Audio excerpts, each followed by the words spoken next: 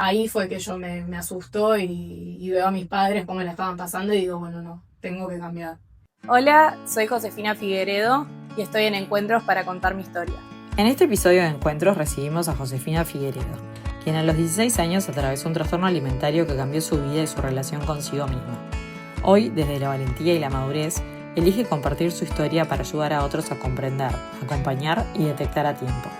Su testimonio habla de miedos y presiones, pero también de recuperación, sostén emocional y de cómo reconstruir una relación más sana con el propio cuerpo y la propia identidad. Esta entrevista es auspiciada por Blue Cross and Blue Shields Uruguay, Apoya Rotunda.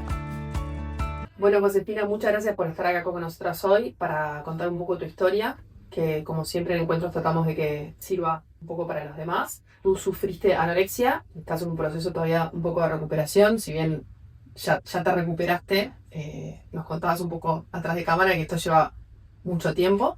Contanos un poco ese comienzo del trastorno alimenticio. Bueno, nada, primero gracias por la invitación. Copada de estar acá y contarles un poco de lo que fue mi historia. Sí, yo en 2019 me diagnostican con anorexia nerviosa. ¿Qué edad tenías? Tenía 16 años, estaba por cumplir 17. Bien. Nada, fue un proceso eterno, que al principio pasa mucho que no se habla. Yo estaba sufriendo a escondidas, era una lucha constante de todos los días, no solo mía, sino también de mi familia. Estaba lejos de Uruguay, yo me mudé a Estados Unidos y estaba lejos de mi familia, de mis amigos, entonces era como mi núcleo más cercano el que estaba pasando por eso conmigo. Y bueno, nada, en un principio no quería saber absolutamente nada con nadie, ni que me ayuden, ni nada. Era como una negación constante de lo que tenía. Para mí, yo no estaba enferma, era bueno. Pero te llegaron a diagnosticar, o sea, tu entorno se da cuenta. Claro, mis padres un día me agarran y me dicen, Fini, o te sacamos de esta, o te sacamos de esta.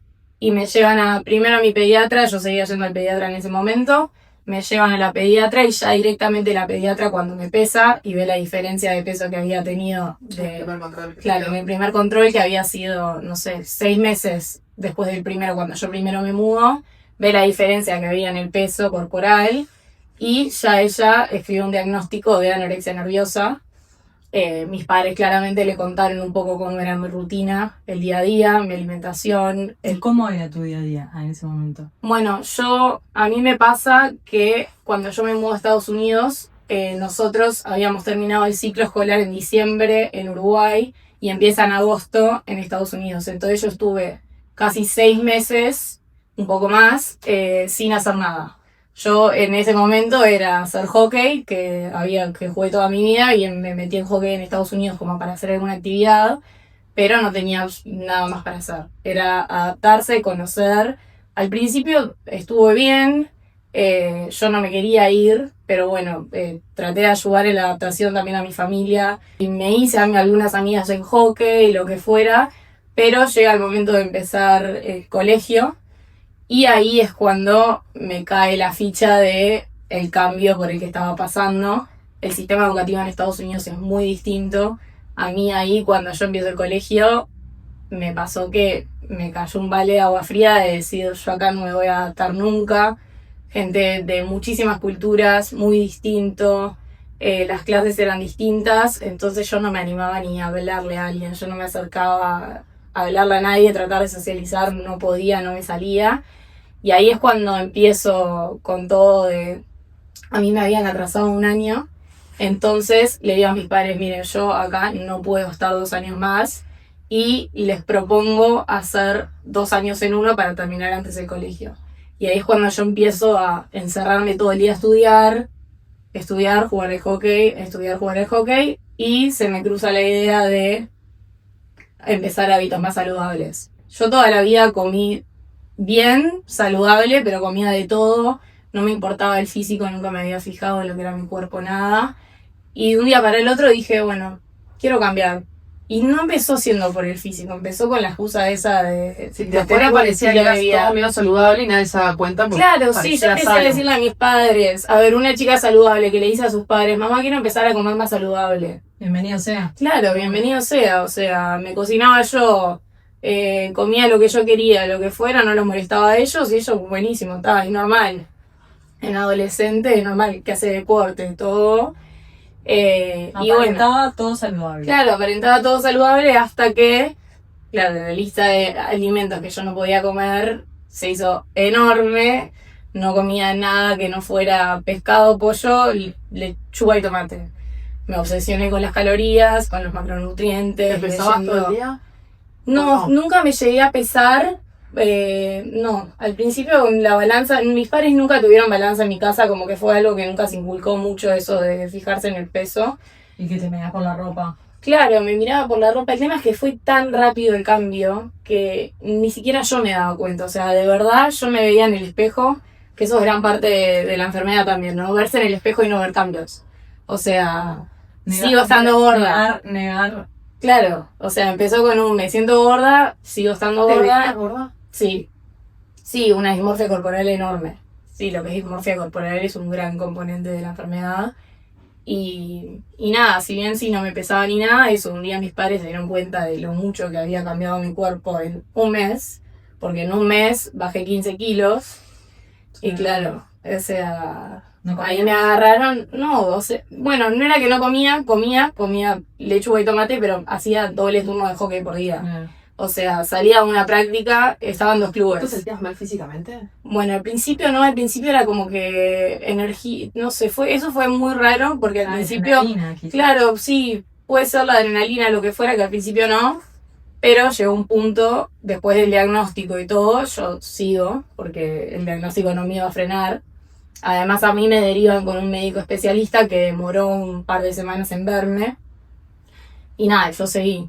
Y ahí fue cuando me empezaron, apenas veo al especialista, me prohíbe el hockey, ponele. Que yo hockey estaba haciendo 2 clubes, empezaba a las 5 de la tarde y terminaba a las 10 de la noche. Entonces, claro, por más de que nunca paré de comer, compensaba tanto con el deporte y era una sobrecarga física que igualmente, o sea, quemaba absolutamente todo. ¿Qué fue cuando empezaste a decir, se me fue la moto? O sea, Hasta que uno no se da cuenta y no asume que está enfermo, no va a haber ningún tipo de cambio. O sea, es así y a la gran mayoría de la gente que padece la enfermedad le pasa lo mismo. O sea, hay gente que nunca lo va a asumir y siempre lo ve y es súper triste porque hay gente que está bien o se idealiza el estar flaco, el qué linda que estás, porque a mí al principio era, te halagaban. claro, tipo, qué diosa, y por adentro ni idea de por lo que uno está pasando. Yo era llegar con mi familia, era todos los días una lucha, o sea, de pelea, mis padres me querían hacer comer algo, y yo no, o sea, pero peleas fuertes porque vivís de mal humor, vivís Claro, de te mal cambia humor, mucho. te cambia completamente la personalidad.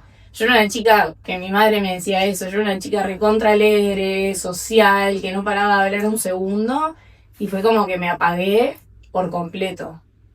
Y nada, Sí, ahí entiendo. cuando empieza todo, de las peleas con mi familia, claramente para ellos fue Durísimo. durísimo.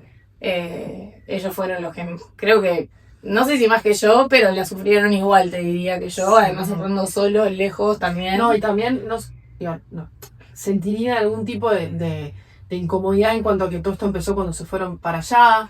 Claro, Entonces- obvio. Sí, obvio. Sí, eso sin duda. Porque además como que yo se los hacía ver de una manera. Que después Claro. eso fue... Me arrepiento completamente hasta el día de hoy por lo que les hice pasar. Y las Y cosas parece que dicen. fue eso, como una venganza de haberme hecho mudar a Estados Unidos. Y en el momento uno Hubiera no lo pasado acá. piensa. Claro, uno no lo piensa y perfectamente me podría haber pasado acá, en la China. Con en otro cualquier lado. desencadenante. Obvio, sí, probablemente. Y bueno, nada, y ahí empezó todo, que frío todo el día, porque, a ver, fisiológicamente tu cuerpo va por muchísimos cambios. A mí se me empezó a caer el pelo, se te debilitan las uñas, te sale tu cuerpo para calentarse, porque ya, tipo, deja de funcionar el órgano, o sea, dejan de funcionar los órganos, literalmente, está demostrado. Se arma como una capa de pelo por todo el cuerpo para protegerse de la hipotermia. A mí me dejó de venir, o sea, la menstruación se para completamente. Yo estuve 3 años sin que me viniera. Y eso, claro, eso es como una gran parte de, tenés que, o sea... Ahí te empezaste a dar un poco cuenta. Ahí yo me empiezo a dar un poco de cuenta. cuando eso, no podía estar, o sea, llegaba de colegio, me acostaba a dormir, dormía toda la tarde, con 3 buzos encima, una manta, y no me despertaba hasta la noche. El cuerpo dando su máximo Sí. para sobrevivir. Tal cual, es así. Y ahí me sacan el hockey. Lo primero que me dice el médico especialista es: vos, deporte, no haces nada más. Que no me dejaban ni salir a caminar. O sea, al principio era reposo Si no podías absoluto. quemar ni una caloría. No, claro, era reposo absoluto. A reponerte. ¿Sí? A lo que me dedicaba era, a mí, eso es súper importante, como recibir un sistema de soporte y de apoyo grande de especialistas y profesionales. Eso te iba a preguntar, el soporte de profesionales, ¿cómo era? Bueno, a mí, yo cuando veo a este médico, él trabaja en conjunto, fue en un hospital de niños en Miami, y él trabaja en conjunto a distintos profesionales. Es como un equipo multidisciplinario, que el mío estaba compuesto de una nutricionista, el médico especialista y una psicóloga, que son como los 3 lados que hay que atacar de base, y eso en realidad es el tratamiento de hay que salvarse, porque a ver, a mis padres les dijeron en una de las consultas que era entrar, me tomaban el ritmo cardíaco y estaba extremadamente bajo, y ahí les decían, si esta chica, o sea, no mejora, se muere, o sea, es una enfermedad que de verdad es grave y corres un riesgo enorme. Y ahí fue que yo me asustó y veo a mis padres cómo la estaban pasando y digo, bueno, no, tengo que cambiar. A mí me pasaba algo muy loco, que yo extrañaba mucho Uruguay, y yo venía a Uruguay de vacaciones, no sé, en verano, y era completamente distinto. O sea, yo salía a comer, estaba todo el día con mis amigas, completamente distinto. Estaba todo el día con mis amigas, comía lo que fuera, o sea, las cosas que extrañaba, no sé, un chivito, un asado. Me reseteaba, era como que volvía, sí, tenía esa esencia de antes que había perdido completamente en Miami. Y bueno, nada, y ahí también es como que me doy cuenta que digo, bueno, si lo puedo hacer acá, o sea, es aprender a estar bien conmigo, y no es o sea, no es que estoy mal en Miami, es que estoy mal yo conmigo misma, y si me adapto y salgo y encuentro la forma de estar contenta ahí. ¿Cuántos años tenías ahí? Bueno, fue todo, yo cuando estuve más grave fue todo ese, entre 2019 al 2020, o sea, todo el 2019. Todo el 2019 fue como la época de... El primer año ya. El primer año ya, sí. Después pasaron 6 meses y yo, sí, ese primer año, después de los primeros 6 meses que empecé el colegio, ahí fue cuando estuve mal. Y sí, yo vine ese verano, empecé el 2020 acá, en Uruguay, y ahí fue que me di cuenta. Y tal, justo se viene el COVID. Y el COVID le arruinó la vida a muchos, horrible, pero a mí me ayudó un montón. O sea, fue como una etapa de bueno, estar tranquila en tu claro, casa. estar en mi casa, ya no, tipo hockey no había porque Claro, se había frenado el mundo. Y era, bueno, ¿qué hago? O sea, ¿qué hago? Me entusiasmé con, no sé, dije, bueno, voy a aprender a cocinar cosas. A mí siempre me encantó cocinar, pero no sé, lo usé como también un incentivo para poder comer un poco más, disfrutar con mi familia de cosas chiquitas.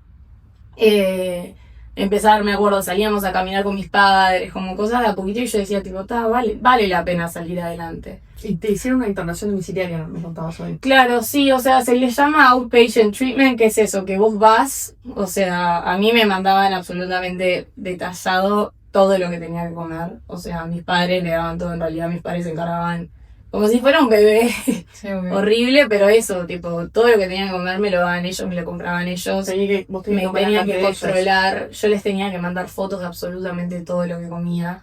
Que claro, o sea, a ver, la enfermedad también conlleva una manipulación constante al otro. ¿Mentías?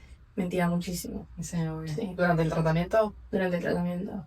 Claro, es que eso durante más era que tenía que salir adelante, era cuando menos quería saber, porque era como, ¿por qué me obligan? O sea, a mí me estaban mandando un montón de cosas para hacer que yo no las quería hacer. A mí no me dejaban hacer deporte. Yo en el recreo del colegio, en vez de, como yo no tenía amigos en ese momento porque no quería hablar con nadie, en vez de sentarme a comer en la cafetería, me pasaba subiendo los 10 pisos en escalera de arriba para abajo todo el día para quemar las calorías que no podía quemar en mi casa porque no me dejaban mover. Después lo mismo, mis padres trabajaban, yo aprovechaba, les tenía que mandar fotos de absolutamente todo lo que comía, claro, sacaba la foto, la mandaba. Sí, ahí era inchequeable, era un voto de confianza que... Sí, obvio. A ver, y a mis padres les costó muchísimo soltar y al principio no se separaban de mí. Y después sí, por ahí agarrar un poquito más de confianza, pero yo seguía mintiendo. No era que mentía ¿Cuándo todo el decidiste día. acatar? O sea, ¿cuándo dejaste de mentir y cuándo empezaste a darte cuenta de que no, esto es serio y empezaste a realmente a comer las cosas, a sentarte en la cafetería, a ser sincera y decir la verdad? Bueno, a mí me pasó mucho que la venida de esa Uruguay fue como un despertar para mí, porque claro, a mí no me veían mis amigas y mi familia hacía un año. Quedaron en shock. Claro. A mí me pasa en esa avenida que, claro, todo el mundo me hacía un comentario. Claro. Porque mis amigas, sí, hay gente que por ahí no te quiere hablar del tema y todo, pero yo tenía otras más amigas cercanas o mi familia, y eso que era tipo flaca, Sí. despertaba, porque claro, y más sabiendo todo el mundo en contacto con mis padres, Obvio. sabiendo por lo que todos estábamos pasando, y fue tipo, no les puedes hacer esto. Y nada, no sé, me acuerdo que también había gente que por ahí te decían, te cagaste de hambre, ¿no? Comentario en joda, ¿entendés? Pero que al final del día también me tocó un poquito y fue, de verdad me están viendo mal. Y por ahí yo no lo veía y era así. Volví a Miami y me ponían un plato de pasta enfrente, llorando lo comía. O sea, que literalmente te empieza a dar miedo la comida. Yo no le podía ponerle eso de tener tanto control. Yo al principio, cuando estaba muy mal, o sea, no dejaba absolutamente que nadie toque mi comida. Yo me tenía que hacer absolutamente todo. Y cuando empiezo a ceder un poco más, que mi madre me prepare la comida, con lo que le dice la nutricionista y todo eso. No sé, un ejemplo, no la veo cocinando, la veía que agarraba la botella de aceite de oliva y que empieza a tirar aceite de oliva y yo gritándole tipo, ni se te ocurra ponerle aceite. Y cosas así que después paraba, pensaba y decía, me convertí en un monstruo, porque de verdad era... Desquiciada totalmente. Sí, no me importaba nada que no fuera las calorías y lo que estaba ingiriendo. Y nada. Hay una pata ahí- claramente, que está bueno que lo cuentes, de salud mental, de que esto fue acompañado de terapia. Sí, hay un trasfondo Que gigante. Hay un trasfondo gigante que a mí desde el principio, y lo que me dijo la psicóloga fue, vos no querés estar flaca. Vos, hay un montón de cosas atrás tuyo, tipo de tu vida, sean traumas, lo que sea, que tenés que trabajar, y hasta que nosotros no encontremos la causa raíz de lo que te está pasando, es muy difícil que vos salgas adelante. Claro. O sea, sí eso de, ok, tenés que mejorar para no morirte, subir un poco de peso y listo. Pero tampoco es eso, porque podés engordar 5 kilos y bueno, sí, ya no estás corriendo riesgo de vida, pero tampoco Bueno, está es bien. saludable. Claro, yo no, Vas a volver a recaer. yo no estaba así. O sea, mi cuerpo seguía luchando por subir a lo que es un peso ideal. Y bueno, y eso ya lleva un poquito más de tiempo, que lleva años. Pero salir más de ese agujero negro es eso, reconocer que estás enferma, porque fue lo primero que a mí me costó. Eso fue la vuelta de Uruguay. Eso fue la vuelta a Uruguay. Claro, yo vuelvo en fines de enero y ahí empiezo y en marzo empieza COVID. Y ahí, de ahí en adelante ya fue una mejora gradual, lenta, pero ¿Cuánto logré tiempo te salir. llevó esa Y recuperación? fueron como 3 años. Yo creo que del 2019 al 2022, sí, capaz que en fines de 2021 por ahí yo seguí. Me costaba mucho soltar el control de algunas cosas. Como que me quería decir que estaba bien, pero...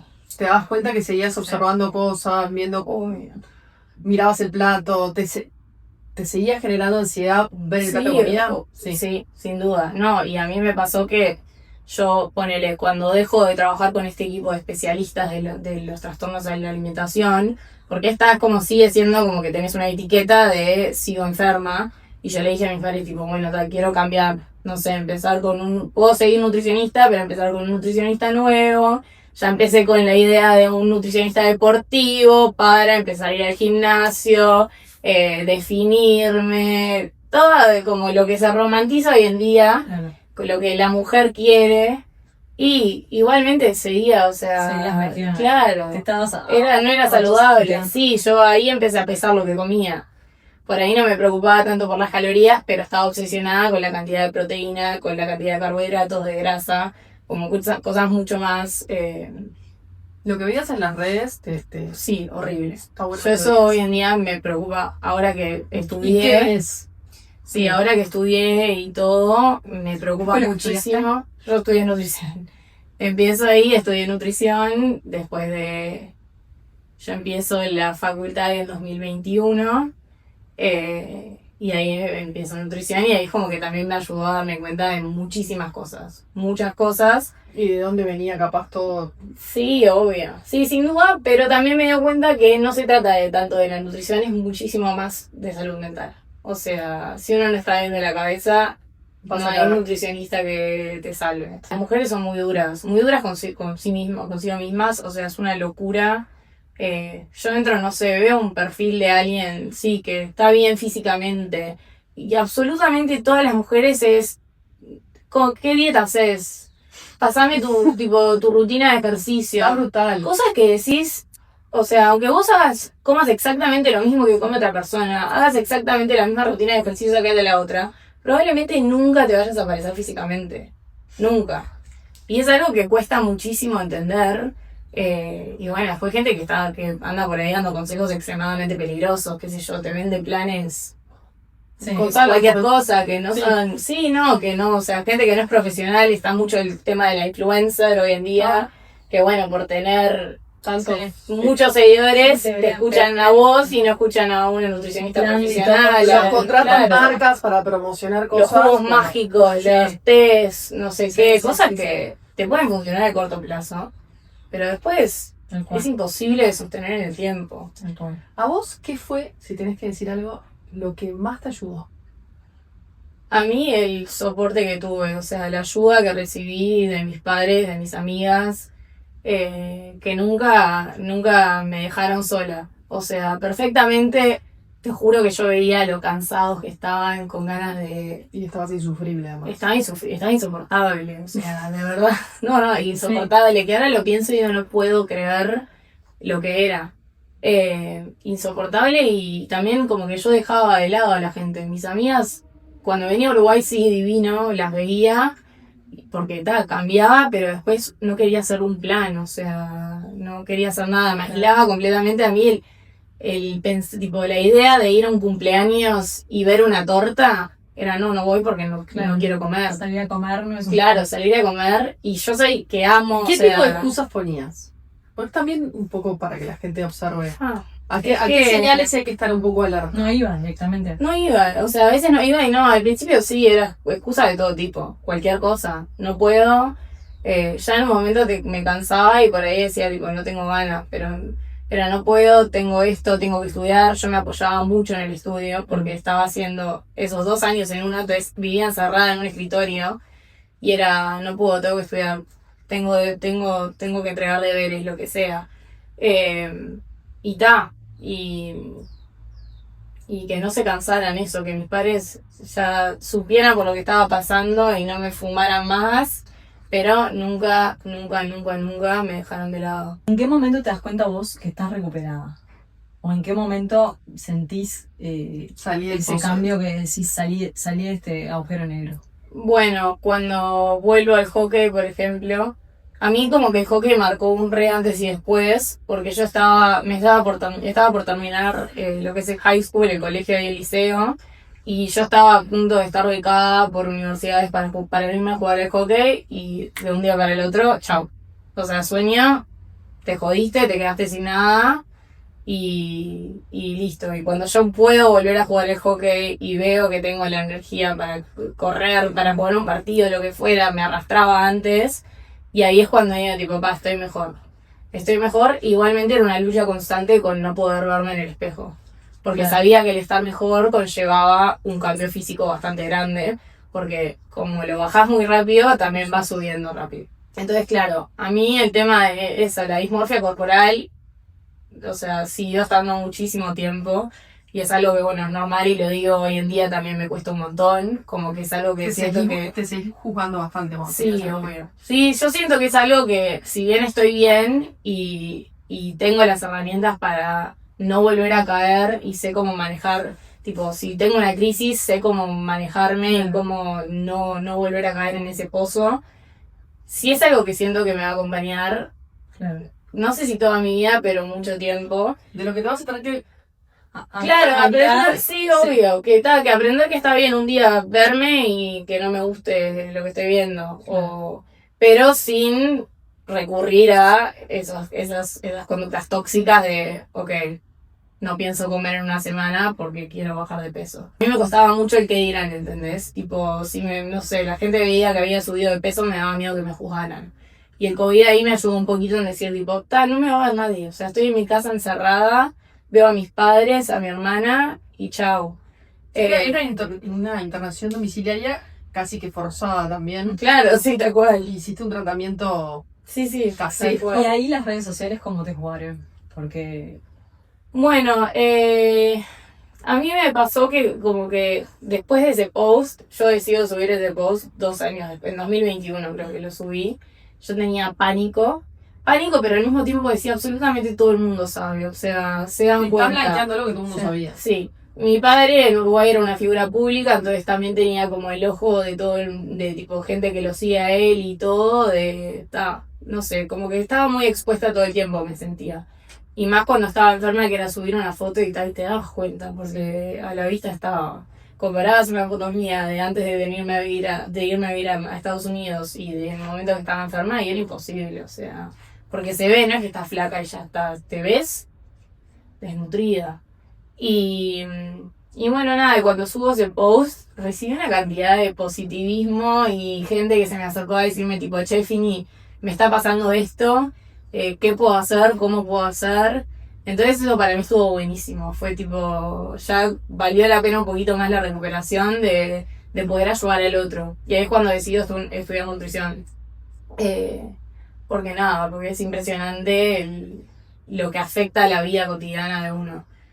Por ahí para la gente comida y chau, pero no. Fini, ¿y qué consejo le darías a alguien que está atravesando algo similar, que se está dando cuenta quizás, porque para que esté atravesando algo similar tiene que ser consciente? O algún familiar también que O sabe. algún familiar, que exacto, que ve que su hijo, su hermano está pasando por algo como lo que pasa. Sí, bueno, pero uno mismo es, si te das cuenta que es el primer paso más importante, yo siempre digo es eso, como darse cuenta, aceptar que estás pasando por algo feo, ya sea cualquier tipo de trastorno de la alimentación, porque hay miles, y por ahí como uno no se ve distinto físicamente, siente que no es válido, y nada que ver, y lo primero es pedir ayuda, o sea, hablarlo con quien sea, un amigo, un padre, familiar, primo, tío, profesor, lo que sea, alguna persona, pero pedir ayuda, sí. Para esto. Hablar con alguien, porque lo que se sufre solo es mucho peor y es la cabeza que no para, y si no lo hablas con nadie es como entras en un ciclo vicioso que no es muy difícil de salir. Y para un familiar es insistir y no, estar y no darse por vencido y buscar la ayuda, y hasta que no se vea un cambio, que no se acepte, no salir. Aunque puede ser súper cansador y a veces te van a dar ganas, sí, súper desgastante, y a veces te dan ganas de decir, bueno, no, ya no puedo hacer nada más, pero siempre se puede, siempre. No, eso que decía que es importante, más allá de la parte clínica, que es muy importante, identificar de base el trasfondo, cuál es el motivo de verdadero motivo, porque si no te va a saltar de vuelta o por otro lado. Sí, obvio, no es solo curar lo físico y chao. Una vez que ves que estás saludable físicamente, bueno, está bien, no. Hay algo eso, ayudar, la lucha interna. Bueno, Fini, muchas gracias por contarnos tu historia. Creo que es mega útil para toda la gente que ve las entrevistas de Encuentros. Gracias a ustedes. Muchas gracias.